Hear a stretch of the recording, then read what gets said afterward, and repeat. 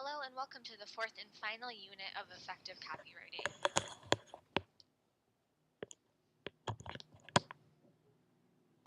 Hello and welcome to the fourth and final unit of effective copywriting. This week we're going to discuss headlines and press releases that get attention and results. Headlines and press releases can come in many forms these days. Headlines can include email subject lines, blog post titles, Facebook posts, tweets, or actual headlines on press releases. And press releases can mean anything that is attached to those headlines. Emails, brochures, or blog articles, really anything that is intended to drive the reader to action. And all of these things need to be catchy and attention-grabbing. Sometimes a single word can determine if a person reads on, opens, or clicks your content, so you should be as deliberate as possible when choosing your words for these things. And your word choices for your headlines and your body copy should ultimately be driven by your audience. But how does your audience drive your copy? First, you need to determine the pain points of your audience. What struggles are they facing? What do they need help with? What is a daily annoyance they'd like to make easier? Answering these questions will help to determine the focus of your headline and the body copy. After you've decided on the pain points you are addressing in this particular piece of writing, you should decide how you will say specifically the way you can help solve the issue. This means giving specific, measurable examples. For example, instead of saying, learn to improve your Spanish skills quickly, you could say, your 10-day guide to speaking great Spanish. This shows how you can solve your audience's pain point, which is speaking Spanish, and it gives them a measurable example of how you can do this. You can make your benefits measurable by including specifics on time, money, ratings or awards, the size of the audience you have served or helped, or something else specific to your organization. Benefit-driven copy should always deliver on its promise, too. Don't tell your reader you are going to give them a new way to lose weight and have fun if you aren't. And you should always write in the you style, making the reader the center of attention. You will learn a new skill, or you will know how to stop making these mistakes. People don't want to read about other people, so using words like attendees or participants can turn people off and keep them from reading your copy. And always use active voice. We've discussed this already, so it shouldn't be a surprise, but anything written in active voice is more likely to be read and acted on than something in passive voice. And, aside from using active voice, you want to drive the reader to take action. This means ending your copy with a real call to action, whether you are urging the reader to sign up, get more information, or simply visit your website. You want to end on a note that urges them to continue the engagement with you and your organization. There are a lot of great words to use when it comes to writing headlines and press releases, but there are also a lot of words you should try to avoid. Again, focusing on the reader, you want to choose interesting adjectives that convey some sort of action and benefit. You can choose to use positive words, like improve, increase, or start, to tap into the reader's wants and needs. Or you can decide to use negative words like no, stop, avoid, and other negatives to tap into the reader's insecurities and pain points specifically and draw attention that way. Other words that you can use include numbers, especially in headlines. Numbers are very effective. How to, secrets, tricks, or hacks, you and your, new, essential, or effortless.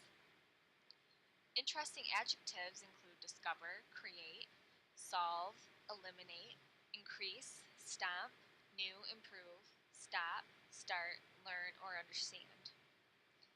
And some words to avoid include we or us. Again, we want to focus on the reader. Words like synergy or other jargon. And words that are long just for the sake of being long. Instead of using assistance, use help. And try to avoid using casual acronyms, like those you would use in texting. If you ever need some inspiration, look to sources like magazines, especially women's magazines, or popular websites like BuzzFeed or the Huffington Post, and look at the headlines to see which ones you can adapt to your organization and your audience. Looking at these as an example, you can see that they all focus on the reader, they use a lot of numbers, and they use interesting adjectives like get inspired, throw a party, creative ways to cut your budget. When it comes to your headlines, you should try to stick to 10 to 15 words, especially for headlines on the web. Anything longer can impact your SEO ratings and get cut off in an email subject line. This quote is from David Ogilvy. He is known as the father of advertising. On average, 5 times as many people read the headline as read the body copy. This means that your headline needs to be effective, short and sweet, and to the point. Some other tips for making sure your writing gets attention include spending time on the headline. You should spend just as much time thinking about your headline as you do writing the body copy. Because, like I said, most people won't go past your headline, so you want to get their attention right away. And make a promise. And make sure that you always deliver on that promise. Don't stray too far from the pain points. You want to make sure that your writing has a clear and concise focus. And create a sense of urgency. This means telling the reader that they need to act very quickly. You can do this by conveying something that compels the reader to continue reading so they don't miss out. This is a rule that can always be used, and it works really well. Also, be specific. Don't try to cram too much into one thing. Also, make sure that your copy is useful. This includes the headline. Offer your reader something. Make it known that what you've written is useful and worthwhile. And keep the headline short and the body copy nice and simple. Here's a tool to test out your headline. This is the Emotional Marketing Value Headline Analyzer. Simply cut and paste your headline into this tool and get a score for each of the words you use. It'll tell you if you're tapping into the emotions of your core audience. When you do tap into the emotions of your audience, you have a better chance of reaching them. They're more likely to read on, and they're more likely to take action on your copy. So use this tool if you're ever feeling stuck or if you need a little guidance on your headline writing.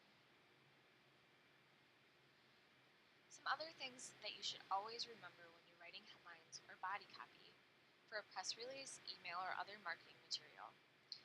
Practice, practice, practice. These things are an art form and it takes work. Sometimes it will mean doing test variations of the same email or Facebook post or whatever it is you're writing to see which language is more effective. This will show you which direction to take in future writing efforts.